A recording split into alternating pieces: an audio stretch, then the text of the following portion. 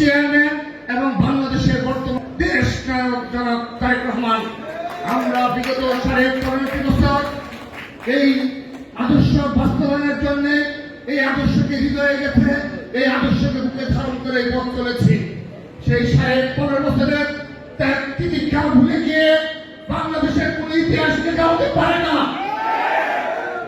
সর্বশেষ এই বৈষম্যবিরোধী ছাত্র আন্দোলনের মাধ্যমে আমরা জুলাই আগস্টের গণ আন্দোলনের মাধ্যমে এই বাংলাদেশের ফ্যাসিস্ট সরকারের বিষয় নয়, এর পিছনে রয়েছে হাজার হাজার ছাত্র দলের ত্যাগ তিতিক্ষা, হাজার হাজার ছাত্র দলের জীবনের বিনিময়ে আমরা এই প্রেক্ষাপট তৈরি করে রেখেছিলাম, যার উপর দাঁড়িয়ে এই জুলাই আগস্টের আন্দোলন সফল হয়েছে।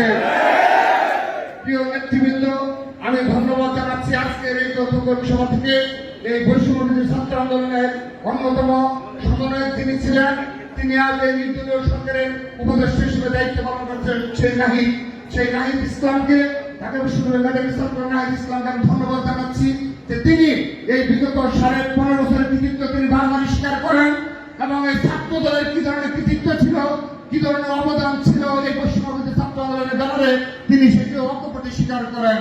সেজন্য ছাত্র দলের পক্ষ থেকে তাকে ধন্যবাদ জানাচ্ছি এবং আমি আশা করছি আগামী গণতন্ত্র পুনরুদ্ধারের আন্দোলন সফল করেছিল তাদেরকে আমরা মনে রেখে আগামী পথ চলব। প্রিয় নেতৃবৃন্দ, আমার বক্তব্য আমি শেষ করব।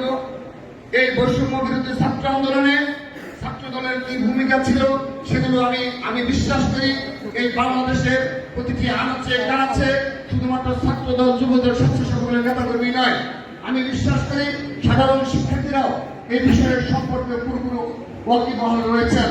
সেজন্য আমি আবারও স্মরণ করিয়ে দিচ্ছি এই বৈষম্য বিরোধী ছাত্র আন্দোলনে এই বাংলাদেশ জাতীয়তাবাদী ছাত্র দলের কি ভূমিকা ছিল সেই বিষয়গুলো আপনারা মনে রাখবেন এবং বারবার বলে যাবেন, কারণ কোন ইতিহাস বিকৃত হতে দেওয়া যাবে না। প্রিয় নেতৃবৃন্দ, সর্বশেষ যখন এই ঈদের আগে এই ঈদের পরে সর্বপ্রথম বাংলাদেশ জাতীয়তাবাদী ছাত্র দল সর্বপ্রথম 25শে জুন আমি আবারও বলে যাচ্ছি, বাংলাদেশ জাতীয়তাবাদী ছাত্র দল 25শে জুন নয়াপল্টন পার্টি সম্পর্কে এই আমাদের নতুন কমিটি হওয়ার পরে কয়েক হাজার নেতা কর্মী নিয়ে ঢাকা বিশ্ববিদ্যালয়, জগন্নাথ বিশ্ববিদ্যালয়, জাহাঙ্গীরনগর বিশ্ববিদ্যালয় সহ সকল বিশ্ববিদ্যালয় এবং কলেজ নিয়ে কয়েক হাজার নেতা কর্মীদের নিয়ে মিছিল সহকারে মিছিল শেষে আমরা সেদিন ঘোষণা দিয়েছিলাম এই কোটা বিরোধী আন্দোলনে আজ থেকে ছাত্রদল তাদের সাথে সর্বভাবে থাকবে। প্রিয় নেতৃবৃন্দ, অতঃপর এই 25শে জুনের পর আপনারা মনে থাকার কথা,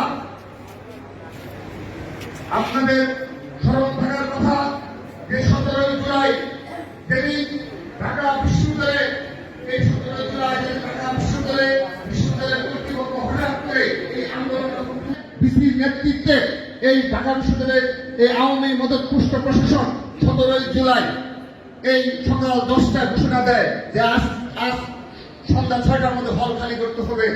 তো তাৎক্ষণিকভাবে আমরা তাদের সাথে যোগাযোগ, ইতিহাস সকল মিথ্যা হবে না, সেটি হলো 17 জুলাই আমরা সন্ধ্যা 6টা পর্যন্ত লড়াই করেছি, অনেক লড়াই সংগ্রাম হয়েছে, সংঘর্ষ হয়েছে ঢাকা বিশ্ববিদ্যালয়ে, কিন্তু যেহেতু প্রশাসন অর্থাৎ পুলিশ, র্যাব, বিজিবি সহ সকল বাহিনী ডিবি সব হলগুলো সংযুক্ত অবস্থায় নিয়ে নেয়। সেজন্য 17 জুলাই আমরা সাধারণ শিক্ষার্থীরা হল ত্যাগ করতে বাধ্য হয় এবং 17 জুলাই রাতের মধ্যে ছেলেদের সবগুলো হল এই প্রশাসন নিয়ন্ত্রণে নিয়ে নেয়। তাহলে আন্দোলন হয়েছে 18 জুলাই 19 জুলাই তারেক রহমানের একক নিয়ন্ত্রণ আন্দোলন সফল হয়েছিল।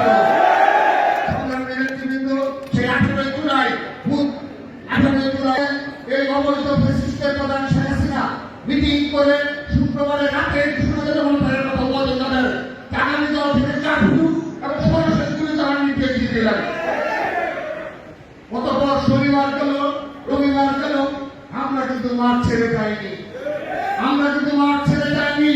অতঃপর আবারও নতুন ভাবে আন্দোলন সংগঠিত এবং যাদের যা সম্ভব ঢাকায় আসার জন্য নির্দেশ দিয়েছিলাম।